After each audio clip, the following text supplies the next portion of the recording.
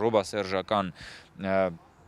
շրջանակները կարողանում են մի կերպ հաջողացնում են ինչ-որ տարատեսակ շուստրիությունների միջոցով, կարողանում են որևէ մեկին կարգել քաղաքապետ, ստացվում է Վարդանիկ, որը որ բան է անում, կաշառք է պահանջում, ասենք 10 միլիոն կաշառք է պահանջում եւ ասում է, որ եկեղեցուն պարտք են պիտի տամ։ Եվ դա անում է հենց սրբության, այսինքն այդ կաշառքը վերցնում է այդ սրբությունն օգտագործելով, այդ սրբությունը նսեմացնելով, այդ սրբությունը ոտնատակ տալով եւ սրա թիվ 1 պատասխանատուներից մեկը նաեւ Կտրիչ Ներսիսյանն է, որը որ եկեղեցին վերցրել ու դարձրել է ռոբասերժական քաղաքական